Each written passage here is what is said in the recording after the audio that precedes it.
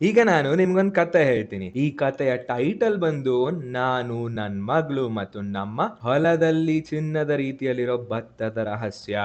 ಒಂದು ದಿನ ನಾನು ನನ್ನ ಅಪ್ಪನನ್ನು ಕರ್ಕೊಂಡು ನಮ್ಮ ಹೊಲದ ಕಡೆ ಹೋದೆ. ಹೊಲವನ್ನು ಮೊದಲನೇ ಬಾರಿ ನೋಡಿದಾಗ ನನ್ನ ಕುತೂಹಲ ಅನ್ನೋದು ಫುಲ್ ಜಾಸ್ತಿ ಆಗೋಯ್ತು.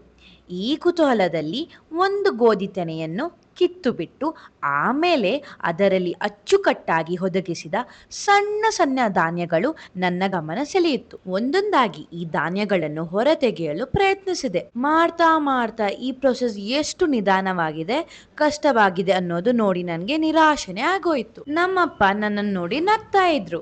ನಾನು ಇದಕ್ಕೆ ಯಾವ್ದಾದ್ರೂ ಶಾರ್ಟ್ಕಟ್ ಮೆಥಡ್ ಇದೆಯಾ ಅಂತ ಕೇಳಿದೆ. ಆಗ ನಾನು ರೈತರ ಗುಂಪಿನ ಬಳಿ ಕರ್ಕೊಂಡು ಹೋದೆ. ಅಲ್ಲಿ ರೈತರು ಗೋಧಿ ತೆನೆನ ನೆಲಕ್ಕೆ ಹೊಡೀತಿರೋದನ್ನ ತೋರಿಸ್ದೆ. ಅಯ್ಯೋ ಅಪ್ಪ, ಅವರು ತೆನೆಯನ್ನು ಹೊಡಿತಾ ಇದ್ದಾರಾ? ನಂಗೆ ಭಯ ಆಗ್ತಾ ಇದೆ. ಅಯ್ಯೋ, ಭಯ ಬೀಳ್ಬೇಡಮ್ಮ.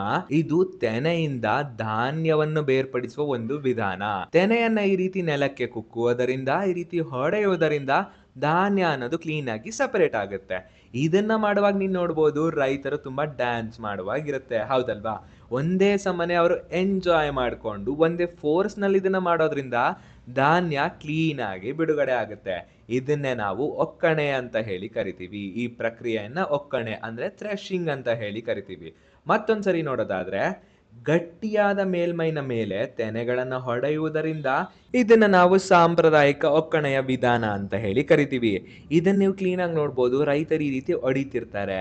ಇದನ್ನ ಮಾಡೋದಕ್ಕೆ ನಮಗೆ ತುಂಬಾ ಶ್ರಮ ಅನ್ನೋದು ಬೇಕಾಗುತ್ತೆ, ತುಂಬಾ ಸಮಯ ಅನ್ನೋದು ತಗೊಳುತ್ತೆ. ಹಾಗಾದ್ರೆ ಸರ್, ಇದನ್ನ ಮಾಡೋದಕ್ಕೆ ಬೇರೆ ಮಾರ್ಗನೇ ಇಲ್ವಾ ಅಂತ ಹೇಳಿದ್ರೆ, ಹೌದು, ಬೇರೆ ಮಾರ್ಗ ಅನ್ನೋದು ಇದೆ. ಕೆಲವು ರೈತರು ಏನ್ ಮಾಡ್ತಾರೆ ಅಂತ ಹೇಳಿದ್ರೆ, ಈ ರೀತಿಯ ಒಂದು ಒಕ್ಕಲುಗಳು ಅಂದ್ರೆ ಗಾಡಿಗಳು ಅಂತ ಇರ್ತವೆ, ಇದನ್ನ ತೆನೆ ಮೇಲೆ ಹತ್ತಿಸ್ತಾರೆ. ಹತ್ತಿಸಿದಾಗ ಧಾನ್ಯ ಅನ್ನೋದು ಕ್ಲೀನ್ ಆಗಿ ಬಿಡುಗಡೆ ಆಗುತ್ತೆ. ಇನ್ನು ಕೆಲವು ರೈತರು ಏನ್ ಮಾಡ್ತಾರೆ, ಈ ರೀತಿ ಪ್ರಾಣಿಗಳನ್ನ ತೆನೆ ಮೇಲೆ ಓಡಾಡಿಸ್ತಾ ಇರ್ತಾರೆ.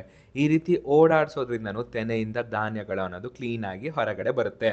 ಮತ್ ನೆನಪು ಮಾಡ್ಕೊಳ್ಳಿ, ಹಿಂದೆ ವಿಡಿಯೋದಲ್ಲಿ ಮಾಡಿದ್ದು ಕೈಯಿಂದ ಆರಿಸುವ ವಿಧಾನ ಮತ್ತೆ ಜರಡಿ ಹಿಡಿಯುವ ವಿಧಾನ, ಈಗ ಮಾಡಿದ್ದು ಒಕ್ಕಣೆಯ ವಿಧಾನ. ಇದನ್ನೆಲ್ಲ ಕಲ್ತ್ಕೊಂಡು ಆಮೇಲೆ ನಾವು ನೆಕ್ಸ್ಟ್ ವಿಡಿಯೋಗೆ ಹೋಗ್ಬೇಕು.